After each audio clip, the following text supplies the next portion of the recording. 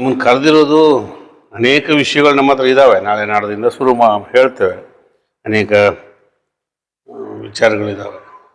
ಅದು ನಾನು ಕರೆದಿರೋದು ಒಂದು ವಿಲಕ್ಷಣ ಅಂತ ಅನಿಸ್ಬೋದು, ನಿಮಗೆ ಏನಪ್ಪ ಅಸಂಬದ್ಧನೂ ಅನಿಸ್ಬೋದು. ಅದು ನನಗೆ ಭಾಳ ಪ್ರಮುಖವಾದ್ದು, ನಿಮಗೂ ಅನಿಸುತ್ತೆ ಬಹುಶಃ. ನಾನೊಂದು ವಿನಂತಿ ಮಾಡೋಕ್ಕೆ ಬಂದಿದ್ದೀನಿ. ಏನಂದರೆ, ನಿನ್ನೆ ಬೆಳಗ್ಗೆ ಎದ್ದೆ ನಾನು.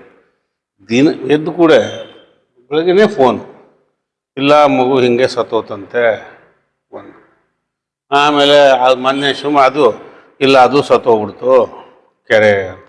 ಇನ್ನೊಂದು ಹಂಗೆ ಮೆಗನಿಗೆ ಒಂದು ಫೋನ್ ಮಾಡಿ ವಿಷ ಕುಡಿದ್ಬಿಟ್ಟಾಳ ಹುಡುಗಿ, ಶ್ರೀಶಾ ಅಂತ ಫೋನು ನನಗೆ ಎಷ್ಟರ ಮಟ್ಟಿಗೆ ಆಗಿದೆ ಅಂದರೆ, ನನಗೆ ಒಂಥರ ಮಾನಸಿಕ ಆಗ್ಬಿಟ್ಟಿದೆ. ಫೋನ್ ಮಾಡಿದೆ ನಾನು. ಫೋನ್ ಮಾಡಿ ನಮಗೆ ನಮ್ಮ ಡಾಕ್ಟ್ರ್ ತಿಮ್ಮಪ್ಪಂದು ಬಾಯಟ ಹೋಗಿದೆ. 9448038083 ಹಂಗೆ ಆಗೋಗಿದೆ. ಅಷ್ಟು ಮಾಡ್ತೇನೆ. ಬೆಂಗಳೂರಾಗೆ ಯಾವ ಪೊಲೀಸ್ ಸ್ಟೇಷನ್ಗೂ ನನ್ನ ಫೋನ್ ಇಲ್ಲ ಅಂತಿಲ್ಲ. ಯಾವುದಕ್ಕಾದ್ರೂ ಒಂದು ವಿಷಯಕ್ಕೆ ಫೋನ್ ಮಾಡ್ತಿರೋದಾಗಿದೆ. ಯಾಕೆ ಅಂತ ಹೇಳಿದ್ರೆ, ಮಕ್ಕಳು, ವಯಸ್ಸಿಗೆ ಬಂದ ಮಕ್ಕಳು, ದುಡಿಯೋಕ್ಕೆ ಬಂದ ಮಕ್ಕಳು ವಿಷ ಕುಡಿತಾರೆ, ಆತ್ಮಹತ್ಯೆ ಮಾಡ್ಕೊಳ್ಳೋ ಪ್ರಯತ್ನ ಮಾಡ್ತಾರೆ, ಆತ್ಮಹತ್ಯೆ ಮಾಡ್ಕೊಳ್ತಿದ್ದಾರೆ. ಮತ್ತು ಆಕ್ಸಿಡೆಂಟ್ ಕೇಸು ಒಂದು ಪೋಸ್ಟ್ ಮಾರ್ಟಮ್ ಬೇಗ ಹೇಳಿ, ಬೆಂಗಳೂರಿಗೂ ಶಿವಮೊಗ್ಗದಾಗೂ ಇಲ್ಲೂ ಇದೇ ಆಗ್ಬಿಟ್ಟಿದೆ. ಜನರ ಕೆಲಸ ಜೊತೆಗೆ ಇದೊಂದು ಕೆಲಸ ಆಗ್ಬಿಟ್ಟಿದೆ. ಇದಕ್ಕಿಂತ ತಡೆ ಹಾಕ್ಬೇಕಲ್ಲ. ಹೇಗೆ ನಾನು ಫಸ್ಟ್ MLA ಆದಾಗ ಹೊಸನಗರದಾಗಿದ್ದೆ. ಆ ಹೊಸನಗರದಾಗೆ ಆ ಕಾಲದಲ್ಲಿ ಹೈಯೆಸ್ಟು ಆತ್ಮಹತ್ಯೆಗಳು ಮಾಡ್ಕೊಂಡವ್ರು ಜನ ಎಲ್ಲ ವಯಸ್ಸಿನವರು ಸೇರಿ. ಆಗ ಮಕ್ಕಳಿಗಿಂತ ಹೆಚ್ಚು ಎಲ್ಲರೂ ಅಲ್ಲಿ ಆತ್ಮಹತ್ಯೆ ಆದ, ಇಲ್ಲಿ ಆತ್ಮಹತ್ಯೆ ಆದ ಅನ್ನೋದು. ಅದಕ್ಕೊಂದು ಆಂದೋಲನ ಥರ ಮಾಡಿದ್ದೀವಲ್ಲ. ಡಾಕ್ಟರ್ ನಾರಾಯಣಪ್ಪನ ಕೊನೆಯ ದಿನಗಳಲ್ಲಿ ಶುರು ಮಾಡಿದ್ರು MLA ಹೋಗೋತಿ. ನಾನು ಅವ್ರಿಗೆ ಹೇಳಿದ್ದೆ, ಅವಾಗ ಚೆನ್ನಾಗೇ ಇದ್ದರು ಆಗ MLA ಆದವರು. ಏನು ಹಿಂಗೆ ಹೊಸನಗರದಾಗ ಏನಂಥದ್ದು ಏನಾಗೋಗಿದೆ ಅಂತ. ಹಾಗೆ ನಿನ್ನೆ ಬೆಳಗ್ಗೆ ಹಂಗೆ ಅನ್ನಿಸ್ತು. 3 ಸಾವು, ಈಗ ಒಂದು ಸಾವು, ಆಕ್ಸಿಡೆಂಟ್ ಸಾವು ತುಮ್ರೀಲಿ. ಅಪ್ಪ ಮಗಳು ಹೋಗ್ಬೇಕಾದ್ರೆ ಮಗಳು ಸತ್ಲು. ಹೆಂಗೆ ಇದು ಎಲ್ಲಿಗೆ ಹೋಗ್ತದೆ? ಹಾಗಾಗಿ ನಾವು ಆಗ ಮಾಡಿದಾಗ ನಮಗೂ ಒಂದು ಉಮೇದಿತ್ತು. 20 ವರ್ಷದ ಹಿಂದೆ ಕಾಲೇಜಿಗೆ ಹೋಗ್ತಿದ್ವಿ. ಎಲ್ಲ ಕಾಲೇಜುಗಳಿಗೆ ಹೋಗಿ ಮಕ್ಕಳಿಗೆ ಹೇಳಿದ್ವಿ, ಹೊಸನಗರದಲ್ಲಿ ಯಾವ ಕಾರಣಕ್ಕೆ ನೀವು ಆತ್ಮಹತ್ಯೆ ಮಾಡ್ಕೋಬಾರ್ದು. ನೀವು ನಿಮ್ಮ ತಂದೆ ತಾಯಿ ಕಷ್ಟಪಟ್ಟು ಸಾಕಿದ್ದಾರೆ. ಅವನು ಇಲ್ದಿದ್ರೆ ಮತ್ತೊಬ್ಬ ಸಿಗ್ತಾನೆ, ದೇವರು ಎಲ್ಲ ಬರೆದಿರ್ತಾನೆ. ಮತ್ತು ಅವಳು ಸಿಗಲ್ಲ, ಲವ್ ಫೇಲ್ಯೂರ್ ಆಯ್ತು ಅಂತ ವಿಷ ಕುಡಿಬಾರ್ದು ಅಂತ ಧೈರ್ಯವಾಗಿ ಭಾಷಣ ಮಾಡ್ತಿದ್ವಿ. ಹುಡುಗರು ಕನ್ವಿನ್ಸ್ ಆಗೋರು. ಮತ್ತು ನಮ್ಮ ಪ್ರಾಕ್ಟಿಕಲ್ ಕೆಲವೆಲ್ಲ ಹೇಳ್ತಿದ್ವಿ. ಈಗ ಅಂಥದ್ದು ಹೇಳೋ ಕಾಲ ನಮಗೊಂದು ವಯಸ್ಸಾಗ್ಬಿಟ್ಟಿದೆ. ಈಗ ಒಂದು 60 ದಾಟಿದ ಮೇಲೆ ಕೆಲವೊಂದು ಹೇಳೋದು ಕಷ್ಟ ಆಗ್ತದೆ. ಹೇಳಿದ್ರೆ ಏನು ಅಸಂಬದ್ಧ ಅನಿಸುತ್ತೆ.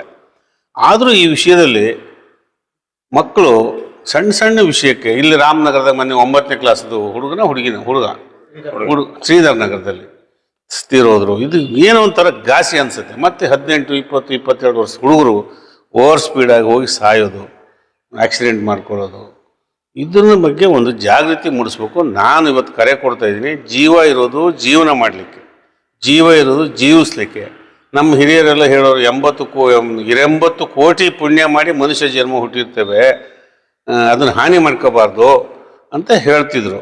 ಅದನ್ನು ಹೇಳಬೇಕಾಗಿದೆ. ಈಗ ಇದಕ್ಕೆ ನಾನೊಬ್ಬ ಅಲ್ಲ, ಇಲ್ಲಿರ್ತಕ್ಕಂಥ ನಮ್ಮೆಲ್ಲ ಸ್ನೇಹಿತರು, ಎಲ್ಲ ರಾಜಕೀಯ ಮುಖಂಡರುಗಳು, ಎಲ್ಲ ಸಂಘ ಸಂಸ್ಥೆಯವರು ತಮ್ಮ ಮೂಲಕ ಮತ್ತು ಮಠಮಾನ್ಯಗಳು, ಸಮಾಜದ ಪ್ರಮುಖರು ಎಲ್ಲ ಕಡೆ ಒಂದು ಕರೆ ಕೊಟ್ಟು ಧೈರ್ಯ ಹೇಳಬೇಕು.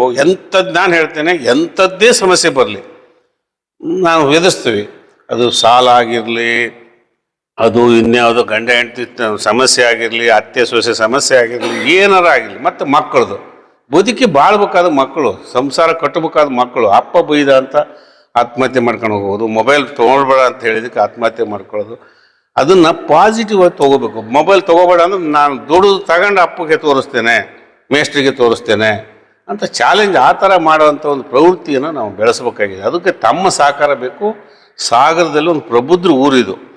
ಈ ಪ್ರಬುದ್ಧರು ಇರ್ತಕ್ಕಂಥ, ಪತ್ರಕರ್ತರು ಇರ್ತಕ್ಕಂಥ, ಸಾಹಿತಿಗಳಿರ್ತಕ್ಕಂಥ ಒಂದು ಪ್ರಜ್ಞಾವಂತರು ಇಲ್ಲಿಂದ ಪ್ರಾರಂಭ ಆಗಬೇಕು ಅನ್ನೋದಕ್ಕಾಗಿ ತಮ್ಮನ್ನು ಇವತ್ತು ಕರೆದಿದ್ದೇನೆ.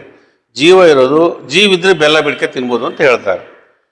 ಬದುಕೋದಕ್ಕೆ ಬೇಕಾದಂಗಿದೆ. ಈಗೇನು ಬಡತನ ಅನ್ನೋದು ಇಲ್ಲ. ಏನು ಎಲ್ಲಿ ಕೂಲಿಗೆ ಹೋದ್ರು, ಕೆಲಸಕ್ಕೆ ಹೋದ್ರು 500 ರೂಪಾಯಿ ಕೊಡ್ತಾರೆ. 300 ರೂಪಾಯಿ 200 ರೂಪಾಯಿ ಜೀವನ ಆಗ್ತದೆ, 100 ರೂಪಾಯಿ ಜೀವನ ಆಗ್ತದೆ, ಅನ್ನ ಆಹಾರ ಸಿಗ್ತದೆ. ಯಾಕಾಗಿ ಜೀವ ತಕ್ಕೋಬೇಕು? ಎಂಥ ಸಮಸ್ಯೆ ಇರಲಿ, ಅವ್ನು ಯಾರು ಹೆರಾಸ್ ಮಾಡ್ತಾನ ಹೇಳಿ ನಮಗೆ. ಪೊಲೀಸ್ ಇದೆ, ಕಾನೂನು ಇದೆ, ಸುವ್ಯವಸ್ಥೆ ಇದೆ. ಹುಡುಗ ಮಾಡ್ತಾನ ಹೇಳಿ, ಹುಡುಗಿ ಮಾಡ್ತಾಳ ಹೇಳಿ, ಅಪ್ಪ ಮಾಡ್ತಾನೆ ಹೇಳಿ, ಕೌನ್ಸಿಲಿಂಗ್ ಮಾಡೋಕ್ಕೆ ನಮ್ಮ ಹಿರಿಯರು ಇದ್ದಾರೆ, ಡಾಕ್ಟರ್ಸ್ ಇದ್ದಾರೆ, ಅದಕ್ಕೆ ಬೇಕಾದವ್ರು ಇದ್ದಾರೆ, ನೆರೆಹೊರೆಯವರು ಇದ್ದಾರೆ. ಅದಕ್ಕೆ ಯುವ ಜನಾಂಗಕ್ಕೆ ಜಂಜಿಗಿಂತ ಇನ್ನೂ ಬಿಲೋ ಈಗ ನ್ಯೂ ಕಮ್ಮರ್ ಜಂಜಿಗಳಿಗೆ ಹಾಂ ಸರ್ ಜಿನ್ ಆಲ್ಫಾ ಆ ಶಬ್ದ ಅವರಿಗೆ ನೀವು ನಿಮ್ಮ ಗುರು ನೆರೆಹೊರೆಯವರಿಂದ, ತಂದೆ ತಾಯಿಗಳಿಂದ, ಅಣ್ಣ ತಮ್ಮಂದಿರಿಂದ, ನೆಂಟರಷ್ಟರಿಂದ, ಶಿಕ್ಷಕರಿಂದ ಪಡೀರಿ. ಬೇಕಾದ ಸಮಸ್ಯೆ ಇರಲಿ ನಮ್ಮ ಹತ್ರ ಬನ್ನಿ, ಬೇಕಾರೆ ಅವ್ರ ಹತ್ರ ಹೇಳಿ, ಅಂತಿಮ ನಮ್ಮ ಹತ್ರನೂ ಬನ್ನಿ ಅಂಥೇಳಿ ಇದು ನೀವು ಕರೆ ಕೊಡಬೇಕು, ವಿನಂತಿ ಮಾಡೋಕ್ಕಾಗಿ ನಿಮ್ಮನ್ನು ಕರೆದಿದ್ದೇನೆ. ನಾನು ಇದರಲ್ಲಿ ಸಕ್ಸಸ್ ಆಗಿದ್ದೀವಿ. ನಾವು ನಿನ್ನೆಲ್ಲ ಹೇಳಿದೆ, ನಾನು ಹಂಚ್ಕೊಂಡೆ. ಹೌದು, ಹೊಸನಗರದ ಬದಿಗೆಲ್ಲ ನಿನ್ನೆ ಹೋಗಿದ್ದೆ, ಬೇರೆ ಕಾರಣ ಬೇರೆ ಬೇರೆ ಕೆಲಸಕ್ಕೆ. ಹಿಂಗೆ ಮಾಡೋರ ಆಗ್ತಾಯಿದೆ, ಬೇಜಾರಾಯಿತು. ಬೆಳಗ್ಗೆ ಎದ್ದು ಕೂಡ 3 ಫೋನು ನಾನು ಈ ರಾತ್ರಿ ಲೇಟಾಗಿದ್ದೆ, ನಿನ್ನೆನೂ ಇವತ್ತೂ ಅವೇ ಫೋನ್ಗಳು.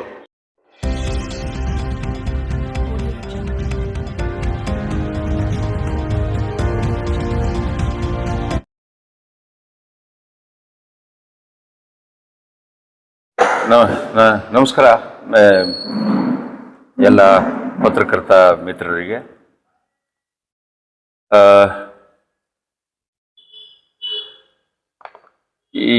ಇದೇ ಮುಂದಿನ ತಿಂಗಳು 3ನೇ ತಾರೀಕು ಅಲ್ವಾ, ಸೆಪ್ಟೆಂಬರ್ 3ನೇ ತಾರೀಕು ಸಾಗರದಲ್ಲಿ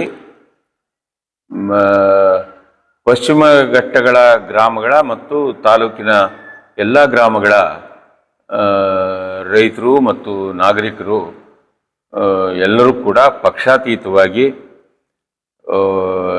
ಒಂದು ಪ್ರತಿಭಟನೆ ಮತ್ತು ಕೇಂದ್ರ ಸರ್ಕಾರಕ್ಕೆ ಪಶ್ಚಿಮ ಘಟ್ಟಗಳಲ್ಲಿ ಏನು ಸೂಕ್ಷ್ಮ ವಲಯ ಅಂಥೇಳಿ ಘೋಷಣೆ ಮಾಡಿದ್ದಾರೆ, ಅದರ ಬಗ್ಗೆ ಆಕ್ಷೇಪಣೆಗಳನ್ನು ನಾವು ಆ ಒಂದು ಪ್ರತಿಭಟನಾ ಸಭೆ ಮುಖಾಂತರ ನಾವು ಕೇಂದ್ರ ಮತ್ತು ರಾಜ್ಯ ಸರ್ಕಾರಕ್ಕೆ ಅದನ್ನು ಸಲ್ಲಿಸೋ ಕಾರ್ಯಕ್ರಮ ಇದೆ. ಶಿವಮೊಗ್ಗ ಜಿಲ್ಲಾ ರೈತ ಸಹಕಾರಿ ವೇದಿಕೆಯ ಹೆಸರಿನಲ್ಲಿ ಜಿಲ್ಲಾ ಮಟ್ಟದಲ್ಲಿ ಜಿಲ್ಲಾ ಕೇಂದ್ರ ಸಹಕಾರಿ ಬ್ಯಾಂಕಿನ ಅಧ್ಯಕ್ಷರಾದಂಥ ಮಾನ್ಯ RM ಮಂಜುನಾಥ್ ಗೌಡರ ನೇತೃತ್ವದಲ್ಲಿ ಎಲ್ಲ ತಾಲೂಕುಗಳಲ್ಲೂ ಕೂಡ ಈ ಒಂದು ಕಾರ್ಯಕ್ರಮವನ್ನು ನಾವು ಹಮ್ಮಿಕೊಂಡಿದ್ದೇವೆ. ಇದೇ 29ನೇ ತಾರೀಕು ಹೊಸನಗರದಲ್ಲೂ ಕೂಡ ಇದೆ. ಇದರ ಮುಖ್ಯ ಉದ್ದೇಶ ಅಂದರೆ ನಮ್ಮ ಕರ್ನಾಟಕ ರಾಜ್ಯದ 1449 ಗ್ರಾಮಗಳನ್ನು ಕಸ್ತೂರಿ ರಂಗನ್ ವರದಿಯ ಆಧಾರದಲ್ಲಿ ಸೂಕ್ಷ್ಮ ವಲಯ ಅಂಥೇಳಿ ಘೋಷಣೆ ಮಾಡೋದಕ್ಕೆ 7ನೇ ಅಧಿಸೂಚನೆಯನ್ನು ಕೇಂದ್ರ ಸರ್ಕಾರ ಹೊರಡಿಸಿದೆ. ಅಂದರೆ 2013ರಿಂದ ಪದೇ ಪದೇ ಈ ಅಧಿಸೂಚನೆಗಳನ್ನು ಹೊರಡಿಸ್ತಾ ಇದ್ರೂ ಕೂಡ ಎಲ್ಲ ರಾಜ್ಯಗಳು ಕೂಡ ಅದನ್ನು ವಿರೋಧ ಮಾಡಿದ್ರಿಂದ ಅದನ್ನು ಮುಂದೆ ಹಾಕ್ತಾ ಮತ್ತೆ ಈಗ 7ನೇ ಬಾರಿ ಈ ಅಧಿಸೂಚನೆಯನ್ನು ಕೇಂದ್ರ ಸರ್ಕಾರ ಹೊರಡಿಸಿದೆ. ಸೆಪ್ಟೆಂಬರ್ 25ರೊಳಗಾಗಿ ತಕರಾರುಗಳು ಅಥವಾ ನಮ್ಮ ಆಕ್ಷೇಪಣೆಗಳು ಏನಾದ್ರು ಇದ್ದರೆ ಅದನ್ನು ನಾವು ಸಲ್ಲಿಸಬಹುದಾಗಿದೆ. ಆದರೆ ಇದು ಏನಾದರೂ ಜಾರಿಗೆ ಬಂದರೆ ಇಡೀ ಮಲೆನಾಡಿನ ಗ್ರಾಮ ಜೀವನ ಅಸ್ತವ್ಯಸ್ತ ಆಗುತ್ತೆ ಅನ್ನೋದ್ರಲ್ಲಿ ಯಾವುದೇ ಅನುಮಾನ ಇಲ್ಲ. ಯಾಕಂದರೆ ಸೂಕ್ಷ್ಮ ವಲಯ ಅಂತಂದರೆ ಅಲ್ಲಿ ಅನೇಕ ಬದಲಾವಣೆಗಳು ಆಗ್ತಾವೆ. ಪ್ರಮುಖವಾಗಿ ಕೃಷಿ ಕ್ಷೇತ್ರದಲ್ಲಿ ಅನೇಕ ನಿರ್ಬಂಧಗಳನ್ನು ನಾವು ಎದುರಿಸಬೇಕಾಗತ್ತೆ ಅನ್ನುವ ಆತಂಕ ಅಲ್ಲಿ ನಮಗೆ ಬಂದಿದೆ. ಮತ್ತು ಮೂಲ ಸೌಕರ್ಯಗಳಾದಂಥ ರಸ್ತೆ, ಶಾಲೆ, ಆಸ್ಪತ್ರೆಗಳು, ಹೀಗೆ ಒಂದು ಗ್ರಾಮದಲ್ಲಿರುವಂಥ ಅನೇಕ ಮೂಲ ಸೌಕರ್ಯಗಳು ಕೂಡ ಈ ಸೂಕ್ಷ್ಮ ವಲಯದಲ್ಲಿ ಸೇರಿದೆ.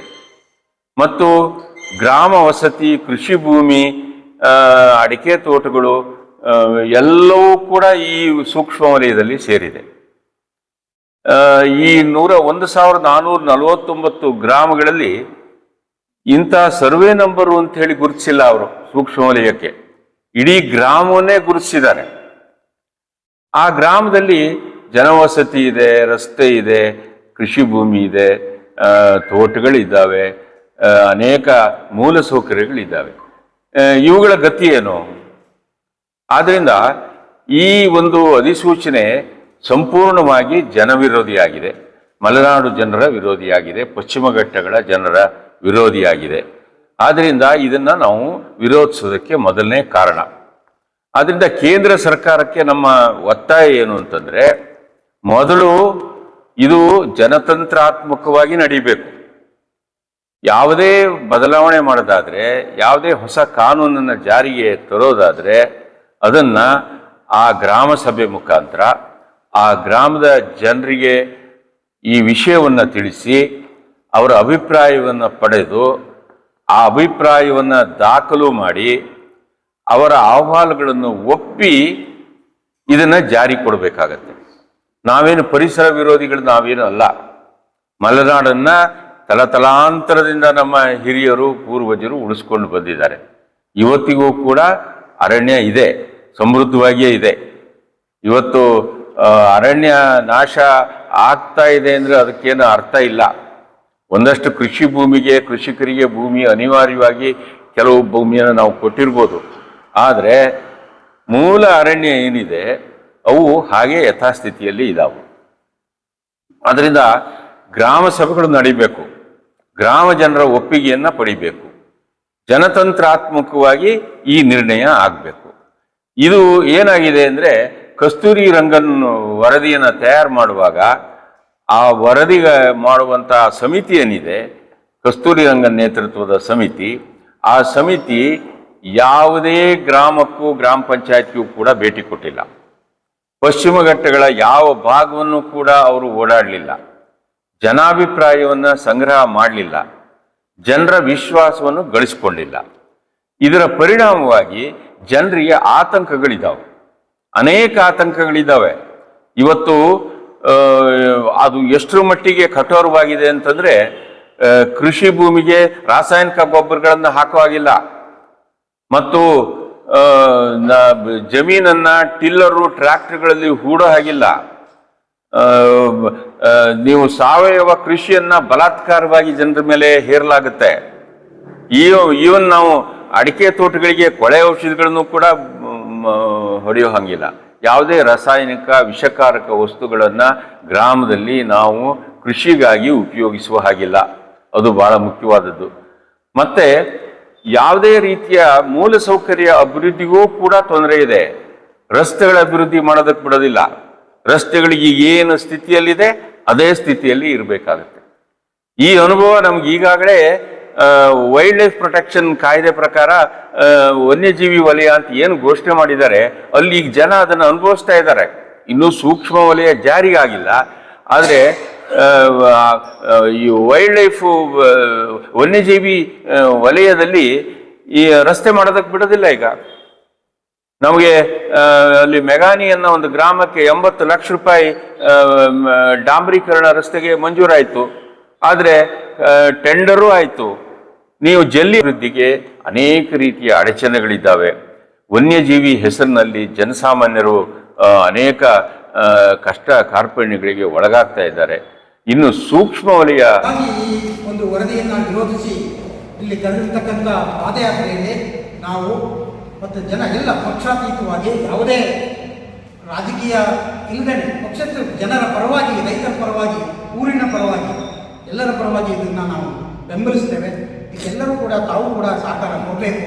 ಈ ಊರು ಭಾಳಷ್ಟು ಊರುಗಳನ್ನು ಹೇಳಿದ್ರು, ಅದೇ ರೀತಿ ನಮ್ಮೂರು ಕೂಡ ಸೇರುತ್ತೆ. ಎಲ್ಲೊಂದು ಹೇಳಿದ್ರು ಅದರಲ್ಲಿ ಇದೆ 4,000 ಮತದಾರರಿದ್ದಾರೆ, ಇನ್ನೂ ಕೂಡ ಸೇರುತ್ತೆ. ಹಾಗಾಗಿ ಇದೇನು ಜಯಂತರಾಯರು ಹೇಳಿದ ಹಾಗೆ ರೈತರಿಗೆ ಈಗ ಆಗಲೇ ನೀವು ನೋಡ್ತಾ ಇದ್ದೀವಿ, ಈ ಕಡೆ ಅರಳು ಇದೇನು ಕ್ಯಾಸನಗಳ ಒಂದು ಮಾಹಿತಿಯನ್ನು ಕೊಟ್ಟರು, ಅದೇ ರೀತಿ ಆಗುತ್ತೆ. ಅದಕ್ಕಾಗಿ ಇದು ಒಟ್ಟಾರೆಯಾಗಿ ಮಾರ್ಗವಾಗಿದೆ ಅಂತೇಳಿ ಈ ಒಂದು ಪಾದೆಯಲ್ಲಿ ನಾವು ಕೂಡ ಭಾರತೀಯ ಜನತಾ ಪಾರ್ಟಿ ಹಾಗೆ ಜನಸಾಮಾನ್ಯರೆಲ್ಲರೂ ಪಾಲ್ಗೊಳ್ಬೇಕು ಅಂತೇಳಿ ವಿನಂತಿಯನ್ನು ಮಾಡ್ಕೊಳ್ತೀವಿ.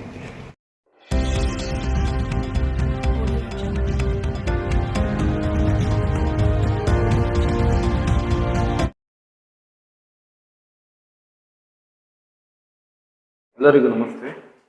ನಮ್ಮ ಈದ್ ಮಿಲಾದ್ ಕಮ್ಯುನಿಟಿ ಹಬ್ಬದ ಈಗ ಬರುವ ಹಬ್ಬದ ಎಲ್ಲರಿಗೂ ಹಾರ್ದಿಕ ಶುಭಾಶಯಗಳು ಕೋರುತ್ತಾ, ನಮ್ಮ ಅಧ್ಯಕ್ಷರಾದ ಸೈಯದ್ ಜಮೀಲ್ ಅವರು ರಿಜ್ವಿ, ಆಮೇಲೆ ಇರ್ಫಾನ್ ಅವರು, ಆಮೇಲೆ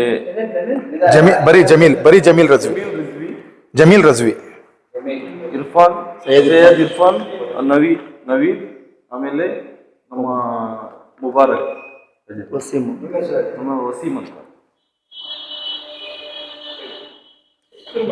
ಸರ್ ನಮಸ್ಕಾರ. ಎಲ್ಲ ಪತ್ರಿಕಾ ಮಿತ್ರರಿಗೆ ನನ್ನ ನಮಸ್ಕಾರಗಳು. ಈ 1501ನೇ ಈದ್ ಮಿಲಾದ್ ಹಬ್ಬ ಅಂದರೆ ವಿಶ್ವ ಪ್ರವಾದಿ ಮೊಹಮ್ಮದ್ ಪೈಗಂಬರು ಹುಟ್ಟಿದ ದಿನ. ಇಡೀ ವಿಶ್ವದಲ್ಲಿ ಈ ದಿನವನ್ನು ಅತಿ ವಿಜೃಂಭಣೆಯಿಂದ ಆಚರಿಸ್ತಿದ್ದಾರೆ. ಅದೇ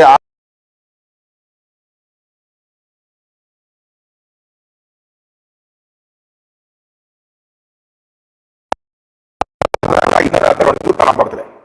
ಧ್ವಜಾರೋಹಣ ಕಾರ್ಯಕ್ರಮವನ್ನು ಅಧ್ಯಕ್ಷತೆಯನ್ನು ಅಲ್ಲಾ ಸೈಯದ್ ಇಕ್ಬಾಲ್ ಸಾಬ್ ಮತ್ತು ಧ್ವಜಾರೋಹಣವನ್ನು ಅವರ ಜೊತೆಗೆ ಜಂಟಿಯಾಗಿ MTS ಅಲ್ಹಾಜ್ ಹಮೀದ್ ಖಾನ್ ಮತ್ತು ಅಲ್ಹಾಜ್ SH ಅಬ್ದುಲ್ಲಾರವರು ನಿರ್ವಹಿಸ್ತಾ ಇದ್ದಾರೆ. ಅದರ ನಂತರ ಕಾರ್ಯಕ್ರಮದ ನಿರೂಪಣೆಯನ್ನು MYK ಅನೀಸ್ ಆಯೇಷಾ ಮಸೀದಿ ಅಧ್ಯಕ್ಷರು ಮತ್ತು ಸೈಯದ್ ಜಾಕೀರ್ ಯುವ ಮುಖಂಡರು ಮತ್ತು ಮಾಜಿ ನಗರಸಭಾ ಸದಸ್ಯರು ಅವರು ಸ್ವಾಗತ ಭಾಷಣ ಮಾಡ್ತಾರೆ. ಅದರ ನಂತರ ಮೇಲ್ವಿಚಾರಣೆಯನ್ನು ಇದರದ್ದು MTS ರಶೀದ್ ಮತ್ತು ಆಸಿಫ್ ಗಾಲಿಬ್ ಖಾನ್ ಅವರು ವಹಿಸ್ಕೊಂಡಿದ್ದಾರೆ. ಈ ಮಿಲಾದ್ ಮೆರವಣಿಗೆ ಎಲ್ಲ ಮಾರ್ಗದರ್ಶನವನ್ನು ನಮ್ಮ ಜಾಮಿಯಾ ಮಸ್ಜಿದ್ ಮತ್ತು ಅದರ ಹೆಚ್ಚುವರಿ ಆಸ್ತಿಗಳು ಮಜ್ಲಿಸ್ ಮುನ್ಸಿದಿಮಾ ಇದರ ಅಧ್ಯಕ್ಷರಾದ RK ಫಯಾಜ್ ಮತ್ತು ಅದರ ಪ್ರಧಾನ ಕಾರ್ಯದರ್ಶಿ ಸೈಯದ್ ತಾಹಿರ್ ಅವರು ಮಾರ್ಗದರ್ಶನ ಮಾಡ್ತಾ ಇದ್ದಾರೆ. ಅದರ ನಂತರ ಈ ಕಾರ್ಯಕ್ರಮವು ಖಿರಾತ್ ಮೂಲಕ ಚಾಲುವಾಗುತ್ತೆ. ಖಿರಾತ್ ಕುರಾನ್ ಪಠಣದ ಮೂಲಕ.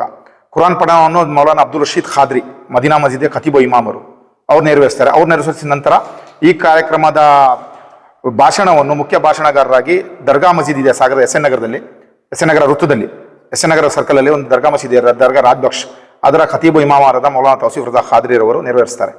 ಅದರ ನಂತರ ದುವಾವನ್ನು ಜಾಮಿಯಾ ಮಸೀದಿ ಪ್ರಸಿದ್ಧ ಮಸೀದಿಯಾದ ಸಾಗರದ ಜಾಮಿಯಾ ಮಸೀದಿಯ ಖತೀಬು ಇಮಾಮರಾದ ಸೈಫುಲ್ಲಾ ರಜಾ ಖಾದ್ರಿ ಅವರು ದುವಾ ಮಾಡ್ತಾರೆ. ದುವಾ ಅಂದರೆ ಪ್ರಾರ್ಥನೆ ಮಾಡ್ತಾರೆ. ಅದರ ನಂತರ ಸಲಾತು ಸಲಾಮನ್ನು ಹಾಫಿಜು ಖಾರಿ ಸುಫಿಯಾನ್ ರಜಾ ಖಾದ್ರಿ ಅವರು ನೆರವೇರಿಸ್ತಾರೆ. ಈ ಕಾರ್ಯಕ್ರಮ ನಂತರ ಧ್ವಜಾರೋಹಣ ಆಗುತ್ತೆ. ಧ್ವಜಾರೋಹಣ ನಂತರ ಮೆರವಣಿಗೆಯು ಪ್ರಾರಂಭವಾಗುತ್ತೆ. ಮೆರವಣಿಗೆ ಪ್ರಾರಂಭವಾಗಿ ಆಜಾದ್ ಮಸೀದಿ ಮುಖಾಂತರ ಪ್ರಾರಂಭವಾಗಿ ಅಶೋಕ ರಸ್ತೆ ಮುಖಾಂತರ ಸಾಗಿ ಮಾರಿಕಾಂಬ ವೃತ್ತಕ್ಕೆ ತಲುಪುತ್ತದೆ. ಮಾರಿಕಾಂಬ ವೃತ್ತದ ಮೂಲಕ ಐತಪ್ಪ ಸರ್ಕಲ್ಗೆ ತಲುಪುತ್ತದೆ. ಐತಪ್ಪ ಸರ್ಕಲ್ನಿಂದ ಮುಖಾಂತರ ಅಂಬೇಡ್ಕರ್ ವೃತ್ತ ತಲುಪಿ ಅಲ್ಲಿಂದ SN ವೃತ್ತ ಬರುತ್ತದೆ. SN ವೃತ್ತದಲ್ಲಿ ದರ್ಗಾ ರಾಜ್ಬಕ್ಷ್ ವಲಿಯಲ್ಲ ಅವರಿಗೆ ಸಲಾತು ಸಲಾಂ ಪೇಶ್ ಮಾಡಿ ಅದ್ರ ಮುಂದಿನವಾಗಿ ಮಸೀದ್ ನೂರ್ ಬಳಿ ಮುಕ್ತಾಯಗೊಳಿಸಲಾಗುವುದು. ಈ ಕಾರ್ಯಕ್ರಮಕ್ಕೆ ಜನತ್ಗಲಿ ಮಸೀದ್ ನೂರ್ ಈ ಕಾರ್ಯಕ್ರಮಕ್ಕೆ ಸಕಲ ಧರ್ಮದ ಹಿಂದೂ ಮುಸ್ಲಿಂ ಕ್ರಿಶ್ಚಿಯನ್ ಬಾಂಧವರು ಸಹಕರಿಸಿ ಪ್ರತಿ ವರ್ಷದಿಂದ ಯಾವ ರೀತಿ ಸಹಕರಿಸಿ ಅದೇ ರೀತಿ ಸಹಕರಿಸಿ ನಮಗೆ ಈ ಮಿಲಾದ್ ಮೆರವಣಿಗೆ ಮತ್ತು ಪ್ರವಾದಿ ಮೊಹಮ್ಮದ್ ಪೈಗಂಬರ ಜನ್ಮದಿನಾಚರಣೆ ಯಶಸ್ವಿಗೊಳಿಸಬೇಕಾಗಿ ಕಳಕಳಿಯಿಂದ ಕೋರಿಕೊಳ್ತೇನೆ.